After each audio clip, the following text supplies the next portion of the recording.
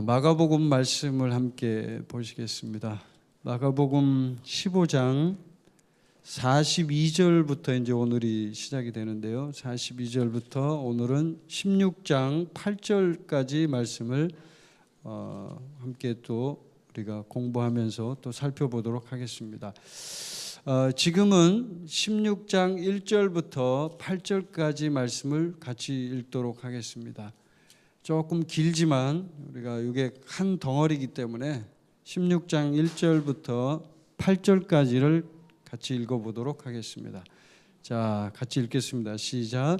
안식일이 지남에 막달라 마리아와 야고보의 어머니 마리아와 또 살로메가 가서 예수께 바르기 위하여 향품을 사다 두었다가 안식 후 첫날 매우 일찍이 해도 들 때에 그 무덤으로 가며 서로 말하되 누가 우리를 위하여 무덤 문에서 돌을 굴려주리요 하더니 눈을 들어본즉 벌써 돌이 굴려져 있는데 그 돌이 심히 크더라. 무덤에 들어가서 흰옷을 입은 한 청년이 우편에 앉은 것을 보고 놀라매 청년이 이르되 놀라지 말라. 너희가 십자가에 못 박히신 나사렛 예수를 찾는구나. 그가 살아나셨고 여기 계시지 아니하니라. 보라, 그를 두었던 곳이니라. 가서 그의 제자들과 베드로에게 이르기를 예수께서 너희보다 먼저 갈릴리로 가시나니 전에 너희에게 말씀하신 대로 너희가 거기서 배우리라 하라 하는지라. 여자들이 몹시 놀라 떨며 나와 무덤에서 도망하고 무서워하여 아무에게 아무 말도 하지 못하더라. 아멘. 어떻게 우리가 이렇게 하다 보니까 주님의 은혜로 마가복음 16장까지 왔습니다. 마가복음 이제 거의 마무리될 것 같습니다. 다음 주면은 이제 끝을 맺을 것 같네요. 마가복음이 참 짧은 복음서인데 마가복음이 우리가 배울 게 참 많아요. 그런데 하여튼 이 말씀을 준비하면서 사실은 제가 설교를 했지만 제가 은혜를 많이 받은 것 같아요. 제 스스로가 참 많은 주님의 은혜가 임했던 것 같습니다. 제가 꽤 오래전 얘기인데 이제 중국의 상해에서 우리 아내와 같이 사역을 할 때 그때 이제 어떤 한 곳을 이제 갔어요. 그래서 거기서 사역을 이제 하는데 거기 중국인들이 많이 모여 있었고 또 사람들이 말씀을 들으려고 앉아 있었습니다.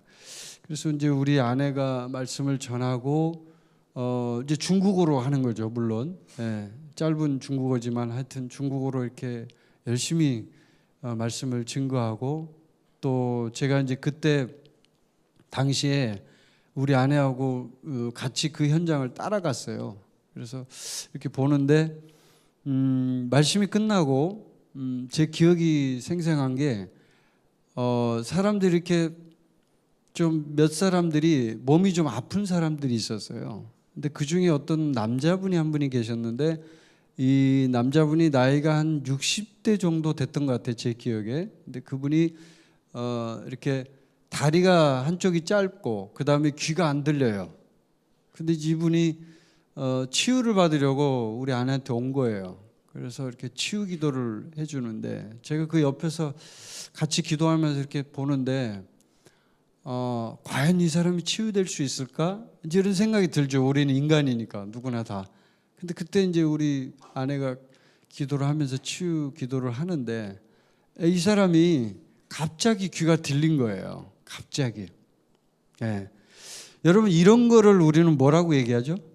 이런 걸 기적이라고 말합니다. 오늘 제가 말씀을 전한 제목이 뭐냐면 주제가 뭐냐면 부활의 기적입니다. 부활의 기적. 이 기적이에요, 기적. 귀가 들리는 거예요, 이 형제님이 갑자기. 그리고 짧았던 다리가 한쪽이 길어난 거예요. 그 순간. 그래가지고 정상이 돼서 막 거기를 이렇게 조금 넓은 공간이었던 걸로 제가 기억이 나는데 거기를 막 빙빙 도는 거예요. 자기가 너무 신나니까. 너무 신기한 거지, 자기 입장에서는. 그래서 막 돌면서 계속 주님을 찬양했던 그 기억이 나요. 근데 이제 그 얘기를 이번 주에 제가 우리 그 자매님들 몇 분하고 우리 아내하고 같이 차를 마시면서 얘기를 하는데 그 생각이 나요. 근데 만약에 이제 우리가 그 중국에서 있었던 이런 기적들이 많이 있잖아요. 여러분이 그 우리 아내 강의를 듣거나 뭐 저를 통해서도 들어서 아시겠지만 기적들을 다 얘기한다면 정말 놀라운 일이라고 말할 수 있죠. 이거 자체를 만약에 그대로 얘기를 해서 이거를 광고를 한다든지 사람들한테 홍보를 한다든지 만약 이렇게 한다면. 근데 사실 우리는 그거를 그때 당시에는요 그렇게 뭐 심각하게 생각하지 않았고 또 그 다음에 뭐 그게 그렇게 기적이다 뭐 이런 생각을 별로 안 하고 살았던 것 같아요. 사실은 지금 생각해 보면 놀라운 기적이잖아요. 뭐 그렇게 귀머거리가 그 자리에서 귀가 들리고 이런 기적이니까요. 그거 말고도 기적이 참 많았습니다.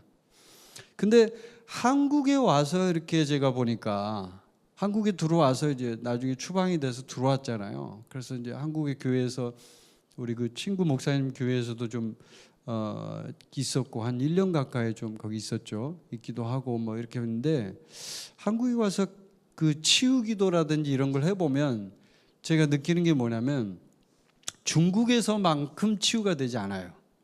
확실한 건 그만큼은 안 돼요. 여러분 왜 그럴까요? 그게 도대체 왜 그럴까요? 저는 그게 두 가지가 있다고 생각을 해요. 하나는 우리 한국 사람들이 갖고 있는 어떤 기본적인 관점이 있죠. 관점.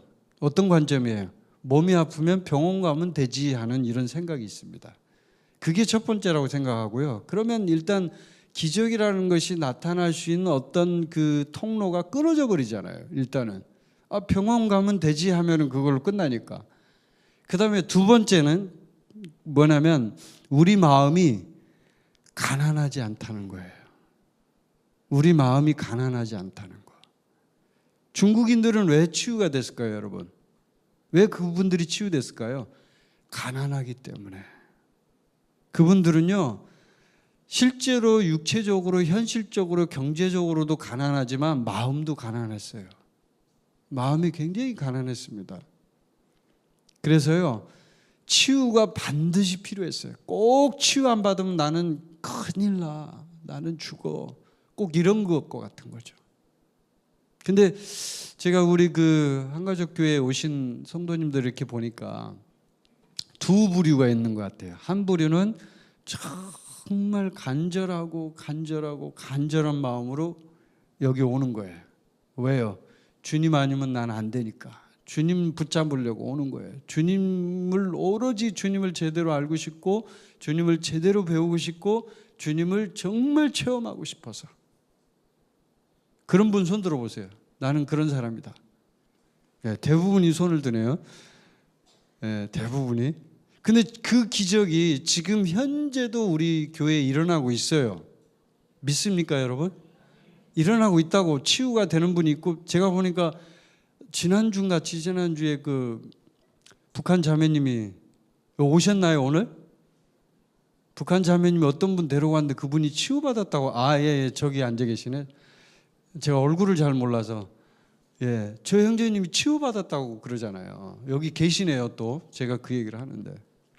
근데 여러분이 지금 이렇게 지금 손을 많이 드셨잖아요. 여러분은 정말 간절한 마음으로 오신 분들이에요. 맞습니까? 주님을 알고 싶어서. 주님이 아니면 안 되니까. 제대로 좀 예수님도 배우고 싶고 성령님에 대해서도 알고 싶고 정말 제대로 좀 잘 가르쳐주는 교회에 가서 배우고 싶은 거예요. 그런 마음으로 여러분 오셨죠. 맞죠? 그리고 군사훈련 왜 받으셨어요? 군사훈련이라는 거 쉬운 거 아니거든요. 사실은 6개월 동안 그게 뭐 하는 거예요 지금 6개월 동안. 만약에 세상에서 말하자면 니네들 뭐하니? 세상 사람들은 그렇게 얘기해요.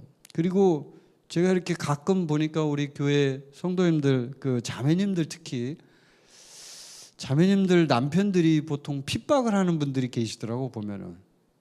때리기도 하고 뭐 또 이 자리에 핍박을 하다가 오신 분도 있어요. 사실 또 여기에. 그죠? 예. 저기 우리 그 장자매님 남편은 조금 그럴 텐데 옛날에 좀 그런 게 있었죠. 예. 내가 이름은 얘기 안 하는데 여기 그런 분들 많아요. 근데 이제 이해가 잘 안 되니까 아내가 하는 게, 저도 그랬거든요. 저도 자수해야 돼요. 우리 아내가 옛날에 이제 10시간을 기도할 때가 있었거든요. 꽤 오래전인데, 진짜 제가 농담이 아니라 아침에 출근할 때 나갈 때 분명히 기도하고 있었거든요. 퇴근하고 왔는데 그 자세로 그대로 있는 거예요. 똑같이. 그래서 저 미쳤나? 정상이 아닌데? 이제 이런 생각이 드는 거예요.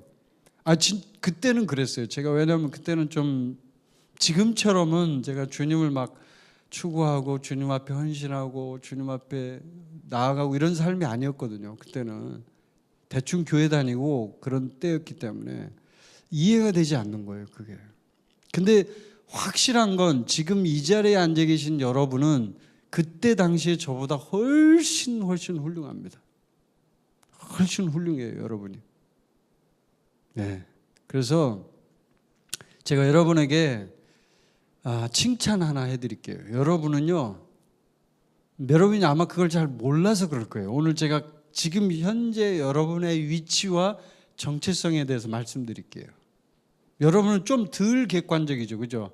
왜냐하면 일단은 우리 교회가 좋아서 왔기 때문에 무조건 그냥 팬이야, 팬. 그러니까 덜 객관적이에요. 근데 일단 제3자 입장에서 객관적으로 보면요, 여러분들은 우리 지금 현재 한국 교회만 가지고 얘기를 했을 때 전 세계 교회는 일단 놔두고 상위 1% 안에 드는 독특한 백성이에요.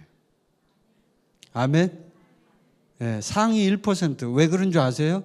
하나님의 말씀과 성령의 체험을 추구하는 교회들이 많아요. 한국에도 많습니다. 여러 교회들이. 그렇지만 하나님의 말씀과 성령의 체험을 골고루 동시에 균형 잡히게 말씀을 공부하고 체험하고 그것에 대해서 부단히 훈련하고 연마하는 교회 많지 않습니다, 여러분. 한번 나가서 보세요. 여러분 직접 돌아다니면서 교회를 막 수백 군데를 다녀보세요. 그런 교회가 많은가? 별로 없어요. 그런 면에서 여러분은 상위 1% 안에 드는 특수한 그리스도인입니다. 자, 우리 옆에 있는 분들에게 위로와 칭찬을 좀 해주세요. 당신은 상위 1%의 특수한 그리스도인입니다. 이렇게 한번 해보세요. 말하기에 쑥스럽지? 조금 쑥스러울 거야.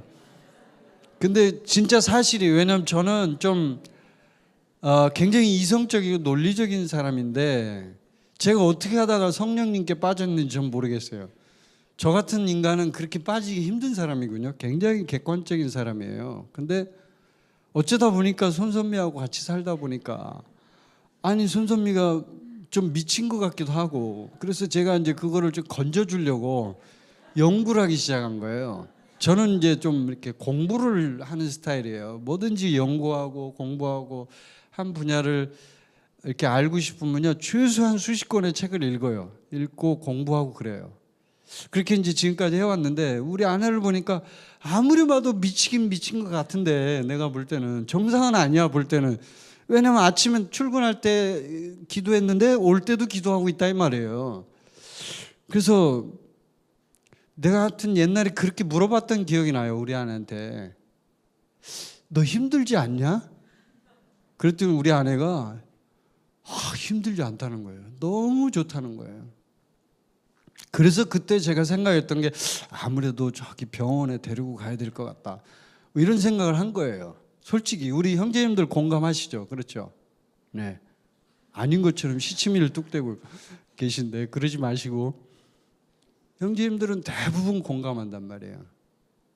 근데 제가 오늘 왜 이 말씀을 드리냐면, 여러분 이 기독교라는 게, 오늘 그 주제가 부활의 기적이에요. 부활의 기적. 기독교라는 게 어떤 기초에 세워졌는지 아세요? 부활은 기독교의 기적 중에 최고의 기적이거든요. 근데요, 기독교의 기초는요 전부 다 기적 위에 세워진 거예요. 부활이 그 중에 최고의 기적이에요. 근데요, 이 부활이 만약에 없었다면, 예수님의 부활이 없었다면 우리가 예수님을 믿을 이유가 있습니까? 없습니까? 있어요? 없어요? 예수님 뭐하러 믿어요? 그냥 나가서 산이나 등산이나 가시고 재밌게 노세요. 차라리 아까워요, 시간이. 정말로 그냥 아주 단정적으로, 극단적으로 얘기하면 그래요. 그만큼 기적은 기독교에서 아주 흔하고 아주 중요하고 아주 기초적인 게 기적이에요. 그런데 우리가요, 저를 포함해서 많은 사람들이 기적을 안 믿으려고 합니다. 믿으려고 하질 않아요. 왜? 일단은 어색하고 일단은 힘들고 일단은 안 맞아요, 우리하고. 뭔가 안 맞는 옷을 입고 있는 것처럼 안 맞는 게 기적이에요. 여러분, 제가 지금 좀 전에 상해 얘기했잖아요. 상해에 가서 우리 아내하고 아주 오래전 얘기예요. 제가 지금도 근데 그게 기억이 나요, 생생하게.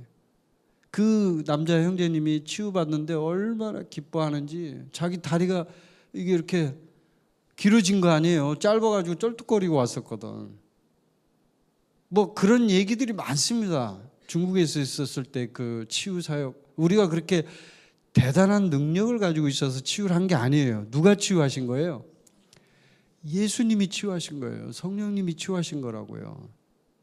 근데 우리는 그런 게 있어요. 어떤 사람이 치유를 하잖아요. 그럼 그 사람을 무슨 능력이 있나? 이렇게 그 사람을 막 주목을 하는 거예요. 그래서 사도 바울이 성경에 보면 그런 기적을 행할 때마다 사람들한테 뭐라고 그랬냐면 나를 주목하지 말라고 그랬어요. 예수님을 주목해라. 그분의 이름으로 너희들이 이렇게 온전하게 되었다. 아멘. 그렇게 얘기하는 거예요, 바울이. 저도 똑같이 여러분에게 그 말을 하고 싶어요.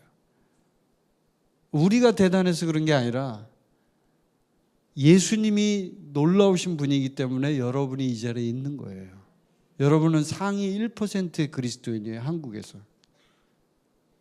농담이 아니고 진짜로. 왜냐하면 이제 앞으로 이런 부활의 기적이 엄청난 놀라운 속도로 일어날 거예요, 앞으로.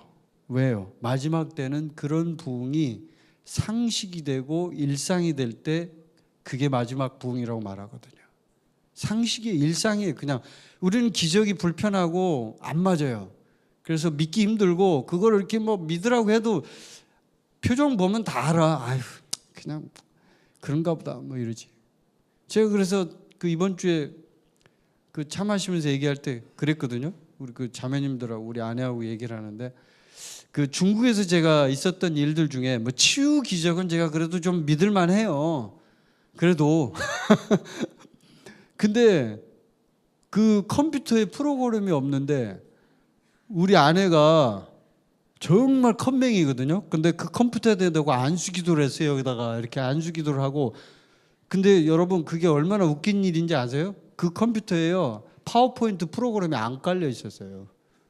그러면 우리 형제님들 어떻게 생각해요? 그럼 깔면 되지, 깔고 쏘면 되지. 근데 우리 아내는 모르는 거예요, 그걸. 그러니까 컴퓨터가 마치 세탁기, 냉장고처럼 생각을 하는 거예요. 그래서 컴퓨터를 사면, 세탁기, 냉장고 새로 사면 잘 되잖아요. 그러니까 잘 될 거리 생각하고, 아니 컴퓨터 새로 샀잖아, 안수기도 하면 되지. 그렇게 하고 이제 안수기도를 한 거예요.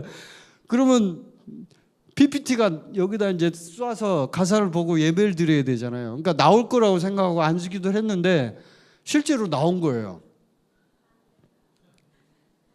여러분도 안 믿는 표정이야. 나는 그게 안 믿어지는 거예요. 왜냐하면 이게 이성적이니까. 아니 깔면 안 깔렸는데 어떻게 그게 쏴져? PPT가 말도 안 되잖아. 이러면서 제가 그 이번 주에 얘기하면서 그랬어요. 나 제일 안 믿어지는 게 그거다. 그랬더니 우리 안자매가 그랬나? 안자매하고 안 믿어지신대요, 목사님. 막 그러고 그러더라고. 여러분 믿어지세요, 그게? 나보다 낫네. 근데 몇 명만 아멘 안 해. 나머지는 아멘 안 했어, 지금. 안 믿어진다는 거야. 파워포인트 프로그램이 없는 컴퓨터로 파워포인트 PPT를 쐈대요. 믿어져요? 저 장정화 자매님 남편 형제님 믿어지세요? 안 믿어지죠? 예, 안 믿어진다니까. 저분 봐봐. 솔직하게 얘기하잖아. 안 믿어진다고. 그래서 제가 제일 믿기 힘든 기적이 그거예요. 솔직히 저는 치유보다요. 근데 기적이라는 게요, 여러분. 지금 제가 이런 얘기를 했지만 이게 진짜 현실에 오면 여러분 믿기 힘들어요. 컴퓨터 전문가는 우리 교회 저 김수호 형제 같은 형제 믿기 힘들어요. 아, 이게 말이 돼? 컴퓨터 프로그램이 없는데 어떻게 이게 나오냐고 이게. 근데 우리 아내는 모르잖아요.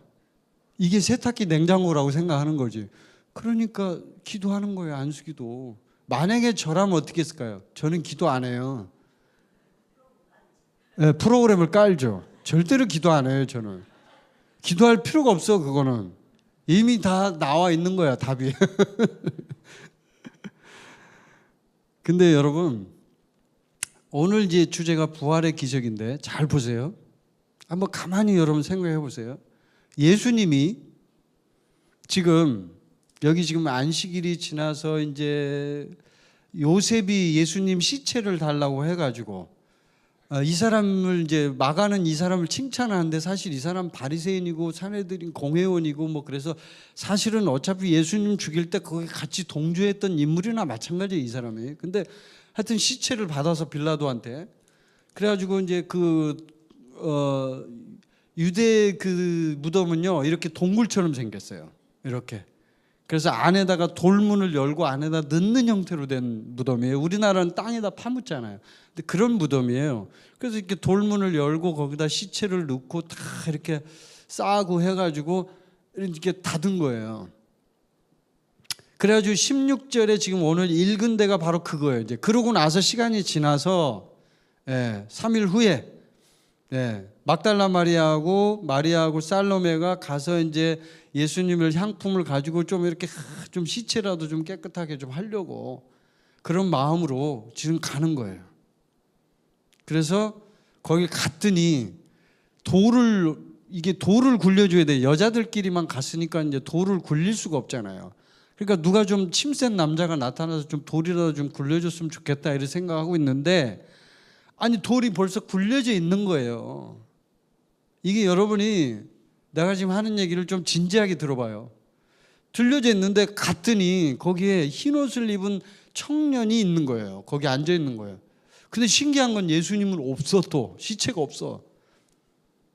근데 그 청년이 얘기도 하는 거예요. 놀라지 말라. 나사렛 예수가 살아났다. 이렇게 얘기하는 거예요. 여러분 이거 여러분이 이렇게 이야기를 내가 해주는 거 여러분 믿을 수 있어요? 믿어져요? 표정은 아닌데 도저히 못 믿겠다는 표정인데 딱 봤을 때 이거요 여러분의 그냥 성경으로 들은 무슨 전설 같은 이야기 전설의 고향처럼 이렇게 들으니까 여러분이 그런가 보다 하고 넘어가지 만약에 나한테 현실적으로 제가 지금 말했잖아요. 컴퓨터에 프로그램이 없는데 그걸 믿기 힘들다고 저한테는. 똑같이 여러분이 이 상황이 됐을 때 이걸 누군가가 직접 경험해 보진 않았지만 말로 들었을 때 여러분 그거 믿을 수 있을까요? 아마 대부분의 사람 믿기 힘듭니다. 진짜야? 진짜야? 이런다고요. 진짜야? 여러분 부활의 기적은 바로 그런 기적이에요. 그래서 그 당시에 많은 사람들이 이 제자들이 부활의 증인으로서 예수님의 부활을 증거하고 성경에 보면 사도행전 여러분 읽어보세요. 바울이 뭐라고 하냐면 자기들을 늘 소개할 때 나는 예수의 부활을 전하는 사람이라고 말합니다. 예수의 부활. 우리는 뭐 하는 사람이다? 예수의 부활을 증거하는 사람이다. 우리는. 그러면 이 부활이 우리 그리스도인들에게는 가장 중요한 핵심적인 일이라는 얘기예요. 핵심이라는 거예요. 핵심. 만약에 부활의 기적을 믿지 못한다 그러면요 여러분은 예수님 못 믿는 거나 마찬가지예요. 여러분 예수님 믿을 수가 없어요. 왜냐하면 예수님이 부활한 것을 믿지 않는다면 우리는 예수님이 우리를 통해서 역사하신 이 성령님의 기적을 믿을 수가 없어요. 믿을 수가 없다고 그거를. 사람들은 그렇게 얘기해요. 예수님의 부활은 조작됐다. 뭐 다빈치 코드라는 것도 있고, 그다음에 세상 사람들이 얘기할 때 막 그런 게 있어요. 근데 그게 부활의 증거를 4가지 정도로 학자들이 정리를 해놨어요. 첫 번째는 뭐냐면 시체가 없어졌다는 거예요. 시체가 없어졌다. 근데 사람들은 시체가 없어졌다는 거에 대해서 의문을 제기해요. 아, 그건 뭐 얼마든지 시체를 갖다 빼돌릴 수도 있는 거 아니냐? 그럴 수 있지 않냐? 뭐 이렇게 얘기해요.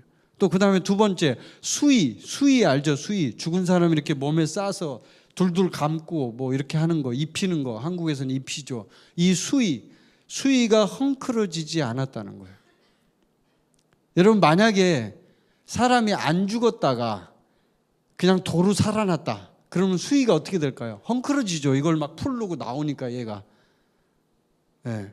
근데 수의가 헝클어지지 않았다는 거예요. 아주 얌전하게 딱 그대로 있는 거예요. 그대로. 그다음에 세 번째, 부활하신 예수님이 직접 나타나셨다. 사람들이 이거 믿지 않습니다. 예수님이 나타나서 제자들에게 보이고 많은 사람에게 보였습니다. 최소한 몇백 명이에요. 최소한 예수님이 부활해서 나타난 걸 본 사람만. 예수님이 12제자는 물론이고. 그러면요, 이 정도 증거면 법적인 용어로는요, 수백 명의 증인이 있다면요, 이거는 확실한 진실이에요. 맞죠, 여러분? 네, 법적인 용어로 말하면. 왜냐하면 법정에서 우리가 재판할 때 보면 증인 세우잖아요. 그래서 이거 사실이냐, 이거 맞냐 이렇게 할 때 여러 명을 세우면 좋잖아요. 많은 사람이 나와서 똑같은 얘기를 하면 이거는 법적으로 확실하게 이건 진실이라는 거예요. 근데 이 부활해서 예수님이 나타나서 보여준 이 사건이요, 그런 거예요. 그런 거. 최소한 몇백 명이 봤다는 거예요, 예수님을. 그 다음 네 번째가 뭐냐면 제자들이 변화됐다는 거예요. 베드로 특히. 베드로 같은 사람. 베드로 어떤 사람이에요, 여러분? 제가 정말 좋아하는 형님이거든요. 저는 베드로를 형님이라고 불러요. 왜냐하면 너무 따스해요. 저하고 굉장히 닮았어요. 여러분하고는 안 닮았나요? 닮았어요? 고개를 끄덕이는 분도 있고 아니라고 하는 분도 있고 다양한데 너무너무 따스해요. 인간미가 넘쳐요. 예수님한테 막 절대로 다른 애들은 다 떠나도 나는 안 떠나요. 걱정 마세요. 손선미 선교사님 절대로 걱정 마세요. 다른 사람은 다 우리 교회 떠나도 저는 안 떠나요. 저는 이래놓고 세 번 그것도 아니라고 막 시침이 뚝대면서 이렇게 3번을 했어요. 베드로 형님이. 근데 그 베드로 형님이 예수님 부활하고 나서요 엄청나게 달라져 버렸어요. 아니 막 사람들이 죽인다고 협박을 하는데도 거기서 설교를 해요. 3,000명이 변화됐어요. 성령님이 임하니까요 사람이 달라져 버렸어요. 이게 바로 부활의 4가지 증거예요. 학자들이 얘기하는 거예요. 학자들이. 정리하면 이거예요. 시체가 없어졌다. 두 번째, 수위가 헝클어지지 않았다. 세 번째, 부활하신 예수님이 나타났다. 네 번째, 예수님의 제자들이 변화됐다. 바뀌었다. 사람이 확 바뀌었다. 이 4가지만 가지고 봤을 때도 부활은 확실한 진실입니다. 진실. 여러분, 하나님은 살아계신 신이에요. 그거 믿으십니까? 그렇다면 그 살아계신 신인 하나님이 보내신 예수님도 진실이에요. 그리고 그 예수님이 2000년 전에 실제로 부활하셨다는 것도 진실이에요. 이 기초가 여러분에게 없다면, 만약에 오늘 이걸 점검을 해보세요. 우리 한가족 교회에 계신 지금 방송으로 예배 드리신 분들 많이 있잖아요. 점검해 보세요. 내가 진짜 예수님의 부활의 기적을 믿고 있는가? 진짜 믿는가? 여러분 안 믿는다면 오늘 믿으세요. 그리고 예수님 다시 영접하세요. 만약에 안 믿는다면요, 여러분은 지금까지 종교 생활을 하고 있는 거예요. 그냥 교회 놀이 하고 있는 거예요. 교회에 왔다 갔다 하는데 진짜 예수님을 믿지는 않는 거예요. 제가 언제 최고 많이 변화됐냐면, 저도 굉장히 그 좀 종교적인 신앙생활을 했던 것 같아요. 막 과거에 교회 다닐 때 교회 열심히 다니고 교회를 하여튼 주님을 섬겨보려고 노력을 하는데 뭐가 잘 안 잡혀요. 그러니까 그게 뭐냐면 알고 보니까 제가 지금 오랜 세월이 지나서 제가 보니까 그게 뭐냐면 원인은 내가 안 믿고 있는 거더라고요. 보니까. 여러분도 한번 점검을 해보세요. 특히 젊은이들 안 믿고 있는 거예요. 왜 안 믿고 있냐면 나의 인생의 어떤 가치관이나 기준이 나에게 있어서는 뚜렷해요. 근데 그게요, 그 기준이 이성적인 사람은 더 심해요. 그래서 그게 진짜 그럴까 하는 그 의구심이 드는 거예요.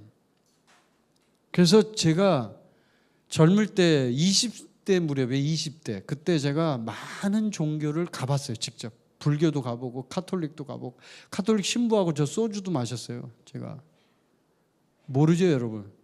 신부님이요 미사 끝나고 내려오니까요 그 이렇게 위에가 그때 제가 그 지금도 생생한데 그 서울에 가면 목동이라는 동네가 있어요. 목동. 거기서 제가 그때 이제 학교를 다녔는데 거기서 이제 마지막 고3 때인가 그래요. 고3 때 이제 대학 갈 무렵에 그때 이제 막 방황하고 고민할 무렵인데 목동에 있는 성당이 있는데 거기를 이제 제가 간 거예요. 그래서 미사를 끝나고 그 위에가 이제 이렇게 성당이 있고 밑에가 그렇게 꼭 무슨 뭐라 그러나 그걸 친교실이라 그러나요? 일반적으로 그런 게 소그룹실이라 그러나 그런 방들이 많이 있는 그런 데가 있어요. 근데 거기를 이렇게 내려와서 보니까 거기에 이렇게 뭐 음식이 조금 있고 그다음에 소주병이 쫙 있더라고요. 그래서 제가 이게 뭐지? 그랬더니 이제 그때 당시 저는 이제 술을 많이 마실 때니까 그럴 때예요, 제가. 그래서 이제 이렇게 내려와가지고 잘 됐다 한 잔 해야지. 그러고 이제 거기서 소주를 이렇게 마시려고 한 잔을 따라서 하는데 금방 미사했던 신부님이 내려오는 거예요. 그래가지고 거기 앉더라고요. 제 앞에. 그래서 저보고 인사하더라고요. 청년이니까 제가. 그러면서 소주 한 잔 하래요. 그러면서 따라주는 거예요. 술을. 그러면서 그 신부님하고 이렇게 막 대화하고 그랬던 제가 기억이 나거든요. 여러분 이게 믿어져요? 이건 믿기 쉽죠. 뭐 신부님들이 소주 마시니까 신부님들이 뭐 거룩한 것 같지만 그렇지 않아요. 그래서 뭐 얘기하는데 뭐 저하고 똑같더라고요. 별 차이 없더라고요. 그래서 그때 이제 좀 실망을 했어요. 제가 신부가 이 정도면 캐톨릭은 희망이 없다. 그래가지고 제가 이제 절에를 또 갔어요. 그래서 절에 있는 청년들이 막 또 이게 뭐 무슨 불공 들이고 막 이거 두드리고 하잖아요. 막 두드리고 이제 그걸 했어. 그거 하고 이제 청년들이 모여가지고 이렇게 얘기하는 시간이 있더라고요. 청년들끼리만. 그래가지고 뭐 청년부인가 봐. 교회에서 말하는. 그래서 이제 얘기를 막 하는데 또 불교 그 청년에 있는 사람들하고 얘기를 해보니까 자기들도 아직도 굉장히 힘들다는 거예요. 그 기억이 나요, 제가. 왜 제가 그랬냐면 안 믿는 거예요. 안 믿는 거예요. 그러니까 예수님이라는 분을 인격적으로 만나지도 못했고 또 예수님이라는 분이 나하고 무슨 상관이야 이런 생각도 들었고 또 한편으로는 예수님이 하신 모든 기적이 안 믿어지는 거예요. 특히나 부활의 기적 이런 거 믿기 힘든 거죠. 이게 믿을 수가 없는 거죠. 제 입장에서. 그 기억이 나요.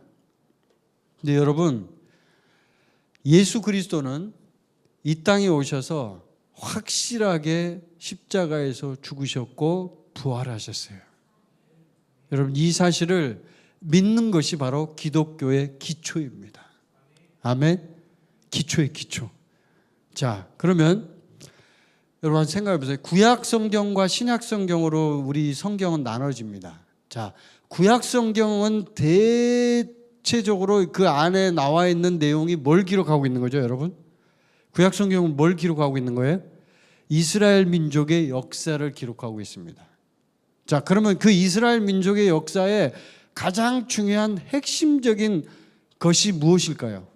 이스라엘 민족의 역사예요. 구약 성경은 창세기에서부터 이미 시작되잖아요. 아브라함 나오고 쭉 이어져 가지고 굉장히 긴 내용인데 그거를 구약 성경에 얼마나 내용이 많습니까? 그 내용을 다 써놨잖아요. 근데 거기에 나오는 대체적으로 나오는 아주 중심적인 주제는 이스라엘 민족의 역사인데 그 안에 핵심적인 게 있어요. 그건 뭐냐면요. 바로 여호와와 이 세상 신들 간의 전쟁이에요. 전쟁. 맞죠? 왜? 하나님이 이제는 한 민족을 선택해서 그 민족을 통해서 일을 하시고 나머지 민족은 내버려 뒀어요. 버려버렸어요. 하나님이. 니네들이 알아서 기어 이렇게 한 거예요. 하나님. 그래서 이스라엘 민족 선민, 지금 저 팔레스타인에 있는 저 이스라엘 민족, 유대 민족, 저 민족을 따로 선택해서 불러서 이 민족을 통해서 하나님이 일을 하시겠다고 한 거예요. 그게 몇천 년이에요. 몇천 년. 그게 구약이에요. 구약. 근데 이거를 지금 신약이잖아요. 지금 우리가 신약은 뭐예요? 그러면은 신약의 핵심적인 어떤 주제가 뭐예요, 여러분? 예? 예, 예수 그리스도에 대한 이야기예요. 예수 그리스도의 이야기가 신약의 주제예요. 이게 물론 성경 전체가 다 그거지만 신약은 그게 두드러져요. 예수 그리스도가 주제예요. 그럼 여러분, 예수 그리스도가 행했던 복음서에 나오는 모든 기적, 부활을 포함해서 여러분 다 믿어요? 다 믿어? 내가 얼굴을 보니까 안 믿는 표정인데 여러분 믿기 힘들어요. 솔직하게 우리 얘기해 봅시다. 믿기 힘들어요. 근데요, 이제는 지금부터가 중요해요. 이제는 믿어야 할 때가 됐어요. 아멘? 왜? 그런 기적을 우리도 행해야 할 때가 됐기 때문에. 그런 기적을 우리도 행해야 될 때가 됐다고요. 지금 때가 그럴 때라고요. 자, 그래서 우리는 하나님의 몸을 반영하는 존재로 창조되었다라는 말을 기억하세요. 우리는 인간이잖아요. 인간은 하나님의 몸을 반영하는 존재로 창조되었어요. 하나님은 어떤 분이에요? 하나님은 신이에요.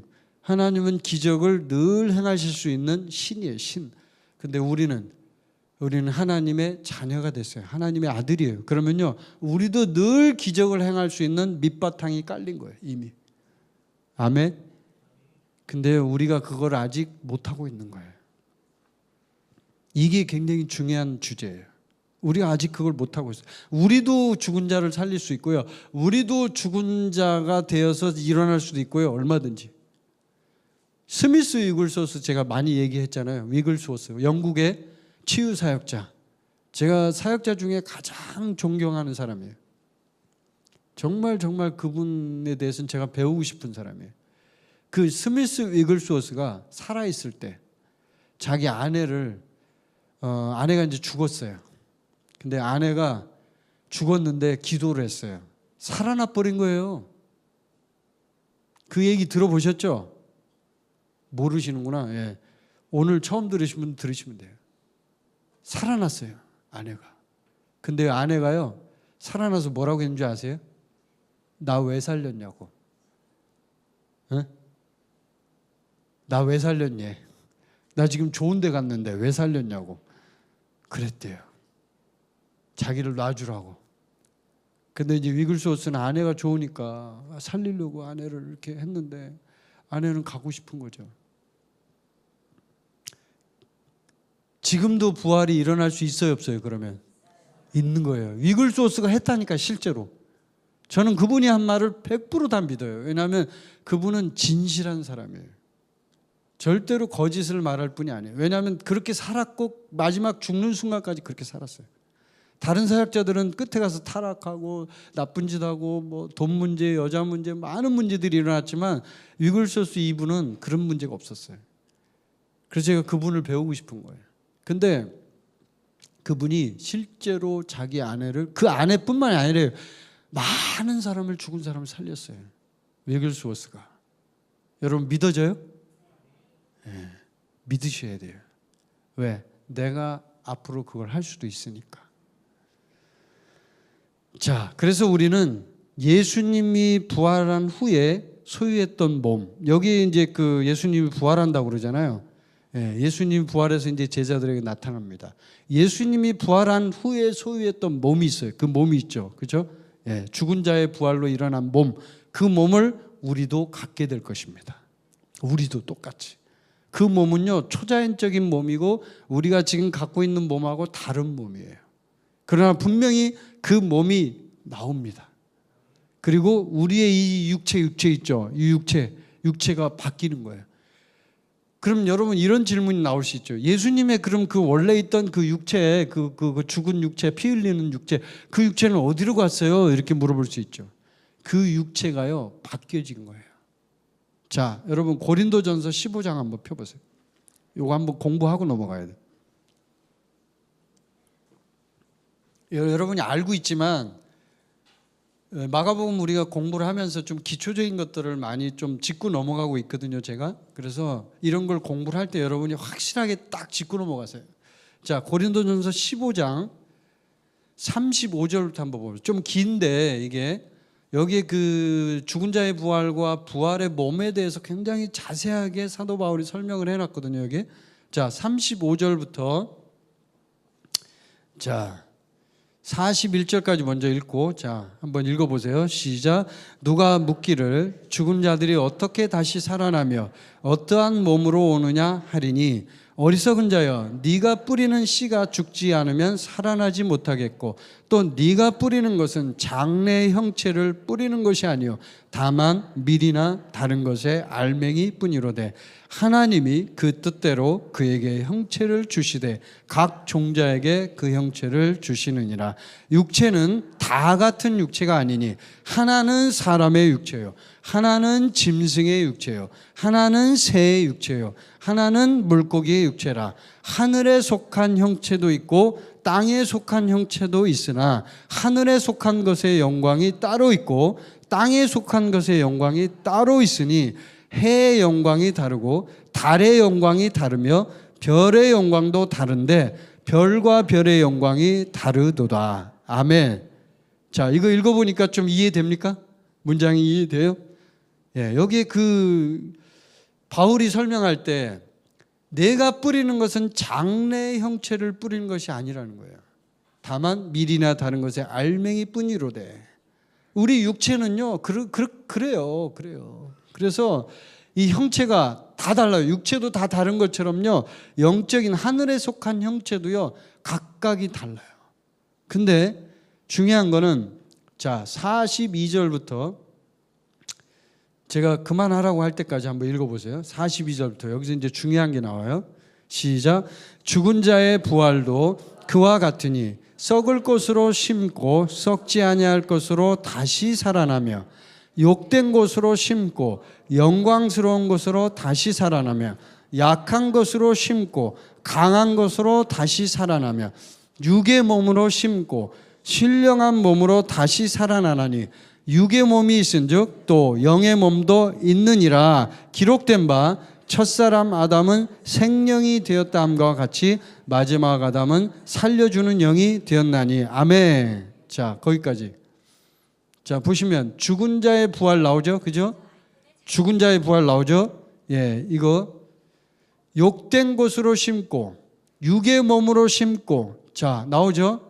우리 육신이 지금 현재 이미 심겨졌어요. 여러분, 그러면 나중에 어떻게 된다고요? 영의 몸으로 새롭게 일어난다는 거예요. 죽은 자의 부활도 그와 같다는 거예요. 욕된 곳으로 심었는데 영광스러운 곳으로 다시 난다는 거예요. 그게 바로 죽은 자의 부활이에요. 자, 그러면 48절 한번 읽어봅시다. 48절. 47, 48, 49 이렇게 세 개를 한번 읽어봅시다. 그러면 더 이해가 잘 될 거예요. 47, 48, 49 시작. 첫사람은 땅에서 났으니 흙에 속한 자이거니와 둘째 사람은 하늘에서 나셨느니라. 무릇 흙에 속한 자들은 저 흙에 속한 자와 같고 무릇 하늘에 속한 자들은 저 하늘에 속한 이와 같으니, 우리가 흙에 속한 자의 형상을 입은 것 같이 또한 하늘에 속한 이의 형상을 입으리라. 아멘. 자, 이 말씀을 이렇게 쭉 보니까 우리가 죽은 후에 부활할 때 입을 우리의 몸이 누구의 몸일 것 같아요? 어떤 형태의 몸일 것 같아요? 바로 예수 그리스도의 몸입니다. 예수 그리스도와 똑같은 몸이에요. 일단 이거를 정확하게 우리가 알고 있으면 돼요. 일단 우리가 알고 있겠지만 여러분이 정확하게 인지를 하죠. 오늘은 이 말씀을 들으면서, 아, 그렇구나, 내가 죽은 후에 부활하면 예수님의 몸으로 다시 딱 나타나는구나. 이게 지금 바울이 말하는 거예요. 자, 그러면은 이제 제가 이제 말씀을 여러분에게 증거하면서 오늘 그 부활의 기적에 대한 주제를 이제 말씀을 나누고 있는데, 이 부활의 기적이 가장 믿기 힘든 거거든요. 기적 중에서 제일 믿기 힘들어요. 예수님이 나사로를 살렸어요. 예수님이 살아계실 때, 그렇죠? 그때 나사로가 살아난 이후에 영적인 지형이 바뀌어버렸어요. 어떻게 바뀌었냐면 많은 유대인들이요, 나사로가 살아난 걸 보고 예수님을 따르기 시작했어요. 성경에 보면 나와요. 여러분이 그걸 자세히 읽어보세요. 그러면 다른 어떤 기적보다도 강력한 사람들을 끌어당기는 힘을 발휘한 게 바로 부활의 기적이에요. 마찬가지예요. 기독교에 있어서 가장 핵심적이고 기초적인 게 부활의 기적이에요. 부활의 기적을 안 믿으면 기독교는 끝나요. 제가 아까 질문했잖아요. 예수님이 부활하지 않았다면 우리 예수님 믿을 필요 없다고. 똑같잖아요. 누구나. 마호메트하고 다를 게 뭐가 있어요? 석가모니하고 다를 게 뭐가 있어요? 마호메트 같은 경우는 무덤도 있다고 하잖아요. 석가모니는 뭐 무덤이 없다고 하는데 있겠죠, 어딘가에. 근데 어쨌든 예수님은요, 무덤이 없잖아요. 왜요? 부활했기 때문에. 아멘.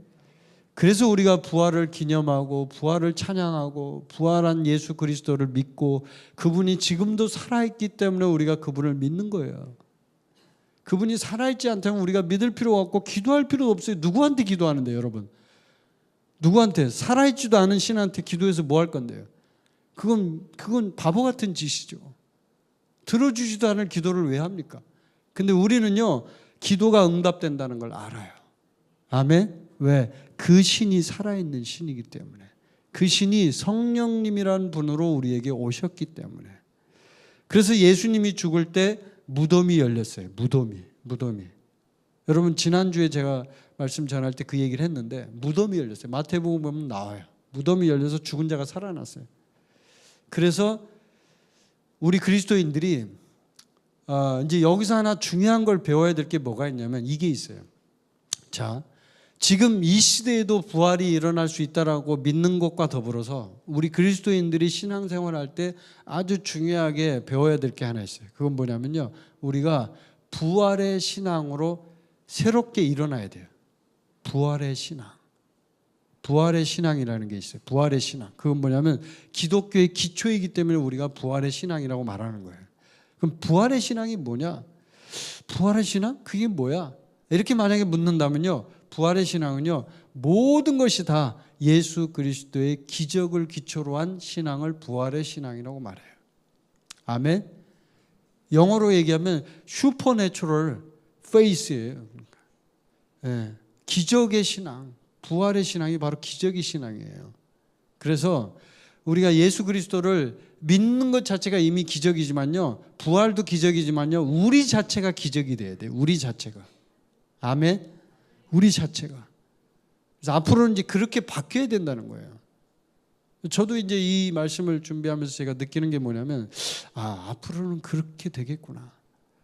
마치 꼭 제가 과거를 회상할 때 중국에서 기적이 많이 일어났는데 여기 한국에 오니까 기적이 좀 덜 일어나요.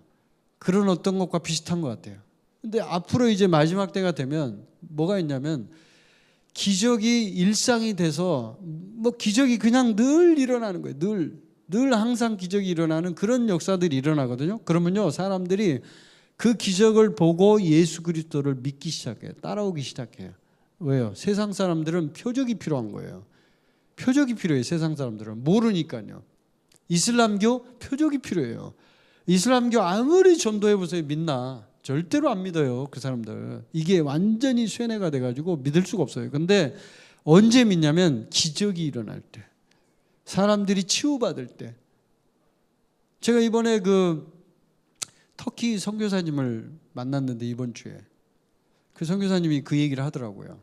자기가 90년도 초인가? 이제 그 터키 인근에 불가리아라는 나라가 있어요. 불가리아. 거기를 가서 자기가 이제 그 어떤 선교단체에 소속이 돼서 이제 거기를 갔는데 거기서 이렇게 그 터키 사람들이 거기 이렇게 많이 모여 있었대요. 그 지역이 불가리아에 있나 봐. 아마 독일에도 제가 많이 있다고 우리 그 조은진 자매님 통해서 제가 들었는데 독일에 많다고. 근데 불가리아에도 많대요. 근데 그때 갔을 때 그 터키 사람들 그룹에서 막 이렇게 복음을 전하고 이렇게 하는데요. 그때요 자기 눈으로 봤대요. 실제로 기적이 일어났대요. 현장에서 막 아픈 사람이 치유받고 이런 거를 자기 눈으로 본 거예요. 그거를 직접. 너무 놀란 거예요, 본인이. 근데 한국에 이렇게 와보면 기적이 그렇게 많이 일어나지는 않잖아요. 솔직히 우리가 우리끼리 얘기할 때.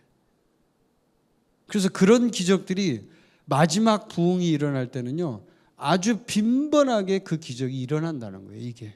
그리고 제가 그 얘기를 들으면서 굉장히 놀랬던 거는 그 선교사님이 우리가 지금 이제 우리 아내하고 저하고 이렇게 얘기하고 또 우리 교회에서도 늘 우리 내부적으로 얘기하는 이야기들 있잖아요. 예. 그런 거에 대한 이야기들이 그 선교사님 통해서 다른 그분이 얘기한 게 아니고 다른 분이 다른 유명한 사역자들 제가 알고 있는 유명한 사역자들을 얘기를 하더라고요. 그러면서 그 사람들이 했던 얘기를 하는 거예요, 이분한테. 그래서 제가 깜짝 놀랐어요. 소름이 확 돋더라고요. 이야, 하나님이 이렇게 일을 하시는구나. 놀랍구나. 진짜 이렇게 하나님이 역사하시려고 하는구나. 그러니까 어떤 한 사람만 얘기하는 게 아니라 이제 제가 그분 얘기를 들으면서 제가 또 이게 확증이 되는 거예요. 제 입장에서는 많은 연구를 하고 또 많은 전 세계 사역자들의 뭐 어떤 이야기, 예언이라든지 이런 이야기들을 자꾸 보거든요. 제가 체크를 하고 또 책도 읽어보고 많은 자료들을 이렇게 자꾸 체크를 해보는데 공통적인 게 있어요. 공통적인 게. 그게 뭐냐면은 주님이 재림하시기 전에 마지막 때잖아요. 그게 마지막 엔드 타임이라고 해요. 엔드 타임. 주님이 재림하시기 전에 반드시 이루어져야 될 일이 하나 있는데 그건 뭐냐면 역사상 전무후무한 대부흥이 일어날 것이다라는 거예요. 이게 공통적인 제가 분석을 한 거예요. 쭉 봤을 때 이거다. 근데 그걸 이제 우리에게도 주셔서 우리 교회도 그걸 지금 갖고 가잖아요. 주님이 부흥을 일으키시다. 그렇게 갖고 가잖아요. 근데요, 그분들이 똑같이 그 얘기를 하는 거예요. 그래서 제가 이번에 정말 소름이 쫙 돋더라고요. 얘기를 하는데 와, 하나님이 이렇게 일하고 있구나. 전 세계에서 이렇게 많은 사람들을 통해서 하나님이 역사를 하고 있구나. 제가 그걸 느끼면서 우리 그리스도인들이 이제 마지막 때에는 부활의 신앙으로 다시 일어나야 되겠구나. 이게 딱 오더라고요. 부활의 신앙으로 와야 되겠구나. 부활의 신앙은 뭐라고요? 기적의 신앙이에요. 기적이 늘 우리 삶에 있는 신앙이에요. 기적이 늘 우리 삶 속에서 그냥 빈번하게 일어나는 게 바로 기적의 신앙이에요. 아멘. 여러분 모두에게 그런 축복이 임하기를 바랍니다. 그리고 우리 모두가 그렇게 할 수 있습니다. 아멘. 예. 마치 꼭 그런 것 같아요. 우리 유영재님, 장자매님 남편 유영재님이 지금은 이제 저렇게 앉아 있지만 내가 예를 들어서 미안해요. 늘 앉아 있지만 주님을 지금 알아가려고 노력을 하고 있는 중이거든요. 저분이. 근데 정말 주님을 알아가려고 노력할 때 주님이 갑자기 나타나서 자, 누구누구 이름을 부르면서 얘기를 한다든지 그 다음에 어떤 기적이 일어난다든지 하면 어떻게 될까요? 형제님 어떻게 될까요? 놀래겠죠, 그죠? 네. 아마 본인도 놀랄 거예요. 본인이 깜짝 놀랄 거예요. 예수님이 진짜 있었네? 뭐 이런다든지 아니면 예수님이 진짜 역사하시네? 이럴 거예요. 근데 그게요, 마지막 때에는 아주 자주 일어난다는 거예요. 아주 자주 일어난다. 그리고 실제로 지금 제가 이제 선교사님들을 가끔 만나는데 얘기를 들어보면 특히 중동 쪽에 선교하시는 분들 얘기를 들어보면요, 실제로 이슬람 무슬림 사이에 그런 기적이 많이 일어난답니다. 실제로 지금도 그렇게 이제 일어나고 있는 거예요. 서서히. 그래서 여러분, 우리가 오늘 이 말씀에서 부활의 기적을 통해서 배울 수 있는 건 그거예요. 여기서 여자들이 놀라고 떨고 도망가고 막 그래서 그거 도망가고 끝난 게 아니에요. 사실은 예수님이 진짜 부활해서 예수님이 자기의 사명을 완성하셨고 그 일을 이루셨잖아요. 아멘. 이루셨잖아요. 예수님이. 그게 중요한 거예요. 그리고 그걸 통해서 우리가 그 부활의 몸을 입을 것이라는 기대를 하고 또 한편으로는 그 성령님이 내 안에 들어와셨다는 걸 인지하면서 나는 이제 건강하게 주님의 일을 할 것이다라는 믿음이 발동하는 거예요. 아멘. 예, 믿음이 필요합니다. 믿음. 그래서 우리에게 필요한 건요, 마지막 때에는 오직 믿음이에요. 오직 믿음. 기적은 믿음으로 취하는 거예요. 모든 기적은. 기적을 그 믿음이라는 그 동사가 피스티오라는 단어를 쓰거든요. 피스티오. 피스토스라는 거는 이제 명사형으로 쓰는데 피스티오. 그게 이제 뭐냐면 확실하게 그것을 이렇게 확실하게 붙잡는 거예요. 그리고 그 피스티오라는 단어 안에는 어떤 뜻이 있냐면 행동까지 들어있어요. 행동. 그러니까 내가 이것을 실제로 실천할 때 그것이 나에게 믿음으로 온다라는 뜻이 있어요. 그 안에. 그럼 믿음은 뭐예요? 행동까지 일어날 때 믿음이 있는 거예요. 그러니까 말로 믿는다고 해요. 내가 기적을 믿어요. 부활을 믿어요. 이게 아니라 내가 실제로 행동으로 그 부활의 기적을 내가 행할 수 있을 정도로 믿음이 발동될 때. 아멘. 그럴 때 그게 진짜로 믿는 거라는 거예요. 그 피스티오라는 단어가. 그래서 여러분, 이제 여러분이 올라오세요. 그 반주자가 오는 것 같은데. 자, 여러분이 그 이제 제가 말씀을 마무리를 하겠는데, 부활의 기적에 있어서 가장 중요한 건요, 여러분, 그 우리도 예수님처럼 죽은 자를 살릴 수 있다는 그 진리예요. 아멘. 여러분, 베드로가 도루가라는 여자 살린 거 아세요? 기억나세요? 성경에 도루가 살렸죠. 베드로가 살린 건 아니지만 분명히 베드로가 그거를 행해서 살렸죠. 자, 베드로 형님이 할 수 있다면 우리 할 수 있다 없다? 있죠. 그 형님이 할 수 있으면 우리도 할 수 있는 거예요. 어차피 그 형님이나 우리나 별 차이 없어요. 예수님은 좀 차이가 난다고 볼 수 있죠. 근데 예수님은 이 베드로는 우리하고 다르지 않아요. 그러면요, 우리도 그 부활의 놀라운 역사를 행할 수 있어요. 앞으로. 아멘. 우리 모두가 기적의 신앙으로 살아가는 우리 모두가 됩시다. 2024년도에는 여러분, 우리 찬양팀 다 나오세요. 2024년도에 이런 좀 결심을 했으면 좋겠어요. 이제 이 마가복음 공부가 거의 다 끝나가는데, 이 마가복음의 전체 주제는 예수 그리스도예요. 그죠? 뭐 다른 말 할 필요 없어요. 예수 그리스도의 주인공이 예수님이고 예수 그리스도에 대한 이야기를 하려고 마가복음 쓴 거예요. 그러면 예수님이 지금 죽고 부활하신 건요, 예수님의 이 행적과 역사 가운데 가장 중요한 사건이에요. 아멘. 예. 미국의 그 유명한 그 언론사 기자를 하다가 목사님이 되신 리 스트로베라는 사람이 있어요. 그 사람이 쓴 책의 제목이 부활의 증거라는 책이 있어요. 여러분 혹시 시간이 되신 분은 사서 읽어보세요. 부활의 증거라는 책이 있어요. 그 책에 보면 이 사람이 굉장히 고민했던 그 내용이 나와요. 그러니까 이 사람이 원래 무신론자고 예수님 안 믿었어요. 근데요, 자기가 그 부활에 대한 기적을 믿지 못하니까 자기가 그거를 살피고 싶은 거예요. 그래서 그거를 찾고 추적하고 연구하다 보니까 예수님을 믿게 된 거예요. 그 사람은 리 스트로베리예요. 근데 그 부활의 증거라는 책에 보면은 예수님의 기적의 이 부활의 기적에 대해서 5가지의 증거를 이 사람이 써놨어요. 5가지. 아까 제가 말한 그런 거예요. 그거 제가 4가지 얘기했잖아요. 그거에 비슷한 내용이에요. 다.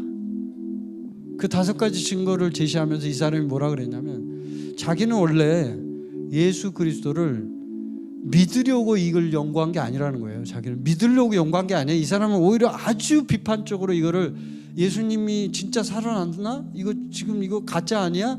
이거를 조사하기 위해서 그걸 한 거예요. 근데요, 자기 해봤더니 직접 똑똑하잖아요. 이 사람이 예일대 법대인가 나와서 굉장히 똑똑한 사람이에요. 그래서 그 시카고 트리뷴이라는 잡지가 있는데 그 잡지사의 기자였어요. 근데 이 사람이 연구를 한 거죠. 자기가 안 믿다가. 근데 해보니까 예수님이 부활하신 게 진실이라는 걸 알게 된 거예요. 그래서 예수님을 믿게 됐어요. 할렐루야. 여러분, 여러분에게도 예수님은 살아계신 하나님이십니다. 아멘. 여러분의 삶 가운데 지금도 역사하시고 지금도 여러분의 기도를 들으시고 지금도 여러분의 마음을 아시고 여러분의 고충을 알고 여러분의 아픔을 아시는 분이 바로 예수 그리스도이십니다. 우리 시간에 다 함께 좀 이렇게 고개를 숙이시고 우리 함께 좀 기도했으면 좋겠는데요. 그 예수 그리스도를 우리가 기억하시면서 그 예수님이 부활하신 오늘 부활의 기적에 대해서 함께 좀 은혜를 나누고 공부를 했는데 이렇게 두 가지를 놓고 좀 기도했으면 좋겠어요. 우리 찬양팀 다 올라왔죠? 두 가지를 놓고 기도했으면 좋겠어요. 첫 번째는 내가 진짜 예수 그리스도의 부활의 기적을 믿고 있는가? 첫 번째 좀 기도하면서 여러분의 마음을 점검해 보시고, 또 두 번째 진짜 내가 부활의 신앙으로 살 수 있는가? 이걸 두 번째 점검을 해보세요. 내가 부활의 신앙으로 살 수 있는가? 자, 그러면 그렇게 점검하시고 난 다음에 여러분 주님 앞에 결단의 기도를 올리세요. 주님, 나는 이제 앞으로의 마지막 부흥을 위하여 부활의 신앙, 기적의 신앙을 살기를 결단합니다. 하나님, 제가 부족하고 또 때로는 못 믿는 것도 있고 솔직하게 말씀드리세요. 여러분 하나님 앞에 자존심 세우지 마세요. 못 믿겠으면 못 믿겠다고 얘기하세요. 솔직하게, 여러분 솔직해야 하나님이 여러분에게 역사하십니다.